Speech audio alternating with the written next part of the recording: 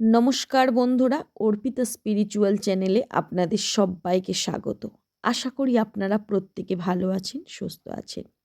বন্ধুরা, আমরা প্রতিনিয়ত ঈশ্বরের নাম জপ করি, ঈশ্বরের সাধন ভোজন করি, আর তার মাধ্যম হচ্ছে হরিনাম।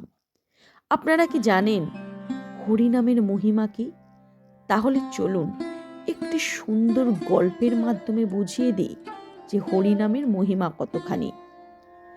একটি ছোট জলাশয়ে দুটি মাগুর মাছ থাকত। একটি মাছ ধার্মিক এবং আরেকটি অধার্মিক। ধার্মিক মাছটি সবসময় ভগবানের নাম সংকীর্তন করত, আর অধার্মিক মাছটিকে বলতো, ওরে ভগবানকে স্মরণ কর, পরম মঙ্গলের অধিকারী হবি। অধার্মিক মাছটি বলতো, তুই ও সব কর গিয়ে, আমার ভালো লাগে না, আমার এই জীবনটাকে আমি উপভোগ করতে চাই। ধার্মিক মাছটি তবুও সবসময় অধার্মিক মাছটিকে বোঝাতো। একদিন কিছুটা অনিচ্ছা সত্ত্বেও অধার্মিক মাছটি বলল, ঠিক আছে, তুই যখন এত করে বলছিস, কাল থেকে আমিও তোর সাথে নাম করব। বেশ কিছুদিন পর গ্রামের জেলেরা ওই জলাশয়ে মাছ ধরতে আসলো। ওই দুটো মাগুর মাছও ধরা পড়ল জালে। অধার্মিক মাগুর মাছটি কাঁদতে কাঁদতে ধার্মিক মাগুর মাছটিকে বলল, এর আগেও কতবার জেলেরা মাছ ধরতে এসেছে, কিন্তু আমরা কোনো দিন ধরা পড়িনি, আর আজ আমরা দুজনেই একসাথে ধরা পড়লাম। কি হলো তোর ভগবানের নাম জপ করে? বরং মৃত্যু মুখে পতিত হলাম। ধর্ম করে লাভ নেই, ওতে কিচ্ছু হয় না। ধার্মিক মাছটি কিন্তু অবিচল। সে শান্তভাবে অত্যন্ত জোরের সাথে অধার্মিক মাছটিকে বলল, ওরে, তিনি যা করেন মঙ্গলের জন্যই করেন, ভরসা রাখ আর তার নাম কর। তিনি দয়াময়, অদ্ভুত তার লীলা, অনন্ত তার দয়া। আমরা ক্ষুদ্র হতে পারি, কিন্তু তুচ্ছ নই তার কাছে। ধার্মিক মাছটির কথা শুনে অধার্মিক মাছটি তখন কিছুটা আশ্বস্ত হলো।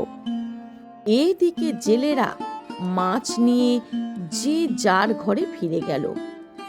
এক জেলে তার বউকে ডেকে বলল, এই দেখ বউ, আজ দুটো মাগুর মাছ ধরেছি, এ দুটোকে ভালো করে রান্না কর, আমি বাজার থেকে ঘুরে আসি।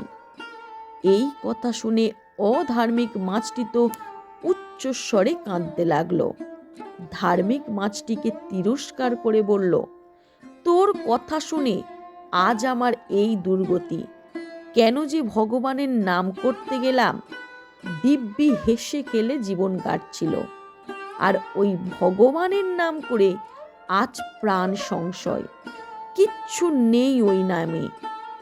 এদিকে জেলে বউ বঁটি নিয়ে বসে সবার প্রথম ওই অধার্মিক মাছটিকেই খপ করে ধরে ভালো করে ছাই মাখাতে লাগলো। আর অধার্মিক মাছটি কেঁদে কেঁদে বলতে লাগলো, তুই আমার এত সর্বনাশ করলি। ধার্মিক মাছটি বলল, ওরে মরতে তো হবেই, একদিন আগে আর একদিন পরে। তুই কান্নাকাটি বন্ধ করে তাকে ডাক, তার নাম কর, তার দয়ার অন্ত নেই।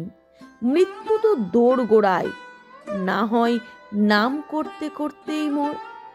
তখন অধার্মিক মাছটি উচ্চ স্বরে আকুল হয়ে ভগবানকে ডাকতে লাগলো। জেলে বউ মাছটি কাটতে যাবে, এমন সময় জেলে হন্তদন্ত হয়ে এসে বউকে বলল, ও বউ, মাছ দুটো কি কেটে ফেলেছিস? জেলে বউ বলল, এখনো কাটিনি, এই ছাই মাখাচ্ছিলাম কাটবো বলে। তুমি এমন হাঁপাতে হাঁপাতে এলে কেন? কি হয়েছে? তখন জেলে বলল, আরে হাটে গিয়ে শুনলাম এই রাজ্যের রাজা পুকুর কেটেছেন, কাল তার উদ্বোধন হবে। এক জোড়া মাগুর মাছ চাই, রাজা পুকুরে ছাড়বেন। আর আজ যে দুটো মাগুর মাছ নিয়ে দিতে পারবে, রাজা তাকে অনেক পুরস্কার দেবে। তুই তাড়াতাড়ি মাছ দুটোকে পরিষ্কার করে দে, আমি রাজার কাছে দিয়ে আসি। এদিকে অধার্মিক মাছটির প্রাণে শান্তি এলো। ধার্মিক মাছটি বলল, দেখেছিস আমার প্রভুর কত দয়া। অধার্মিক মাছটি কথা বলতে পারল না। কৃতজ্ঞতায় পরিপূর্ণ হয়ে গেল তার অন্তঃকরণ।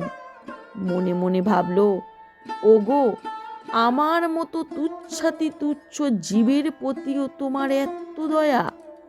পরের দিন প্রতিষ্ঠিত হলো পুকুর।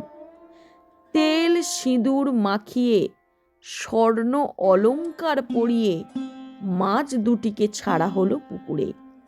রাজা হুকুম দিলেন, এই মাছ দুটির যেন ঠিক মতো পরিচর্যা হয়, আর এদের যেন কখনো ধরা না হয়।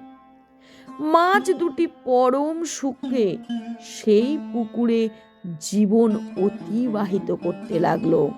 আর দ্বন্দ্ব রইল না অধার্মিক মাছটির মনেও। ভগবানের দয়ার কথা আর অস্বীকার করতে পারল না সে। ভগবানের নাম জপ করলে মানুষের কোনো বিপদ হয় না।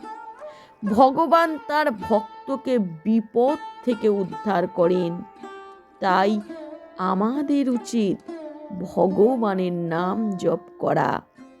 এই গভীর রহস্য জেনে আপনাদের কেমন লাগলো অবশ্যই আপনারা কমেন্ট করে জানাবেন।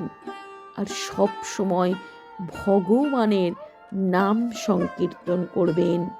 দেখবেন আপনারও সমস্ত বিপদ থেকে সেই দয়াময় মধুসূদন অন্তর্যামী নারায়ণ ঠিক আপনাকে রক্ষা করবে। হরে কৃষ্ণ, হরে কৃষ্ণ। নমস্কার।